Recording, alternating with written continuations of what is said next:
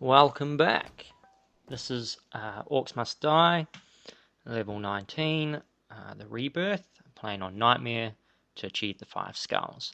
We've been following my series. We've been getting the 5 skulls on all the levels, and I can just say from here on out, shit gets real. So this is the first level where I felt a real sense of achievement for nutting this one out. It took a while, but only because I wanted to do it a particular way. So this is a map with 1 rift and 3 entrance points, like a T-bone intersection, all coming into the rift. I'm going to go for a steel weaver, even though you get the knowledge weaver on this map. And as you can see, if you have been following my webcast, this is sort of the sort of normal setup that I do, where I have a coin forge that has been upgraded with the grinders as well, which has also been upgraded, and those are the only 2 items that I have got upgrades for. So because I've gone for the steel weaver, I'm going to try and get as much money as I can possibly out of these first 3 waves, I think, that come from the north side. And that's by pushing them back into the grinders or letting the mace do the work. So basically I'm going to set up grinders all along the left and right hand side. I've got that mace for any mobs that decide to come through the middle channel. In previous matches I had been placing it horizontally across the top as opposed to vertically. This just happened to be the one that I got the 5 skulls on. So also I think this is the first map maybe with the shaman mobs, which is those little blue ones. They have the ability to resurrect, and it's really annoying when they resurrect these monsters. So on wave 3, the gnolls come out, and so I rush the entrance and kind of get my headshots on them. If you kill a monster though that's frozen, I believe it can't be resurrected by the shaman orcs. I'm not quite sure what they're called. Oh, I've decided to pause again. There we go. That is the only way you can get a break in Nightmare, is if you bring up the menu screen.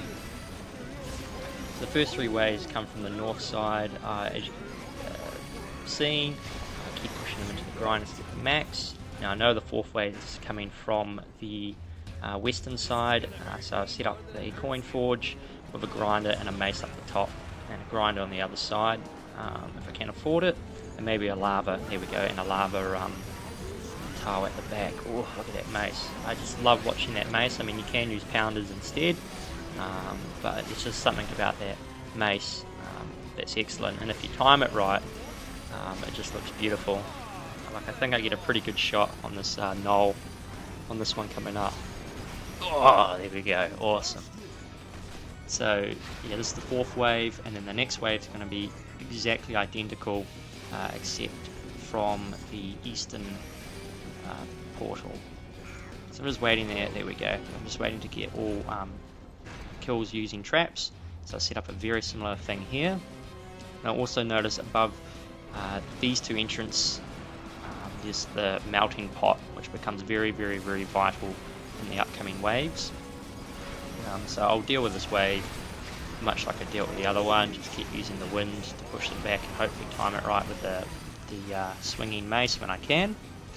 And going in after this, I'll be using a couple of guardians up by the rift to create some stop points or chokes, I guess, for the enemy. So I should be placing one here, yeah, at the top of the stairs, which is very, very important, and I'll explain that as we go through this wave.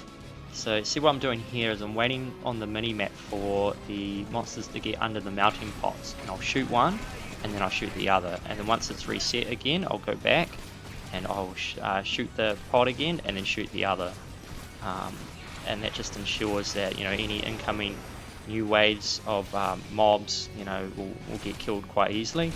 And the reason why I've got the paladins up the top is, as you can see, they're fighting away and I can see them, and if I can see them fighting, I know I need to go up there and I can just use the wind ability and push them back, hopefully into either the swinging mace or the melting pot. So another paladin at the front there, and I'm just going to spam some archers around the rift. So this is wave 7, which is exactly the same as the last wave, I think, except it adds units coming in from the north. Now I set up the thing in the north pretty well, so that's going to be mostly self-contained, but I'll run up there and do an AoE anyway, because I know there's a bunch of orc archers there. So yeah, the swordsman's getting some mobs on them. I've got to check him. Keep shooting the pots. As soon as they're refreshed, just shoot them again. And yeah, it's all about timing on this. So just expanding on what I've done. Now wave 8 is similar to wave 3, where you get a bunch of gnolls and shamans running through. Now it's important to kill the gnolls with the ice, so they can't be resurrected, and to kill them as soon as possible. Otherwise those shamans will resurrect and you'll have 3 or 4 gnolls ripping through all those guardians you just placed down. Also the shamans like to resurrect each other, so it can sometimes be quite annoying. I feel it's best if you just get up and kill them as soon as possible, and preferably with the ice. So yes, he's snuck through. Oh, that wasn't a very good shot.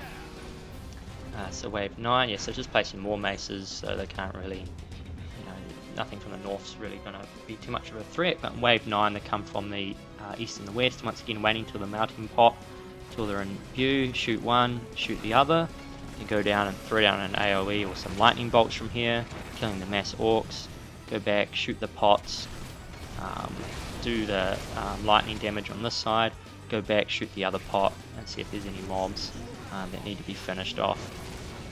So it's just all about going back east and west, east and west. If you set up the north defences properly, it's not really too much of a threat. And this is already up to the final wave, so I just got to spend the money putting archers on this side, just spamming them, kind of in a circle.